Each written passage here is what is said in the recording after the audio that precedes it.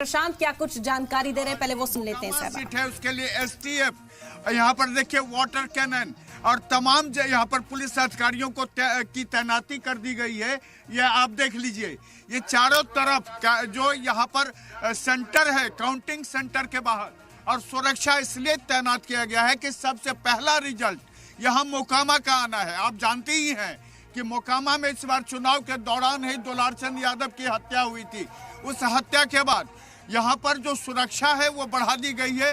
दूसरी तरफ आपको मैं दिखाता हूँ कि ये देखिए वाटर कैनन, इसके पीछे देख लीजिए एक लाइन से पुलिस की गाड़ियां हैं, और दाहिने तरफ भी अपने कैमरामैन से कहता हूँ कि यहाँ देखिए कि तमाम जो पुलिस के बड़े अधिकारी हैं वो तमाम यहाँ पर तैनात किए गए हैं, क्योंकि ये पूरा का पूरा जो इलाका है ये एएन कॉलेज काउंटिंग सेंटर के बाहर अभी से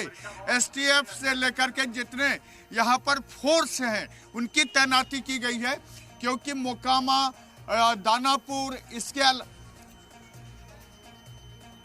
बिल्कुल प्रशांत हमारे साथ यहाँ पर जानकारी साझा कर रहे हैं किस तरह से तैयारियां की गई हैं। और क्योंकि इरम आपने देखा था कि चुनावों से पहले किस तरह से क्राइम की चीजें देखने को मिली थी और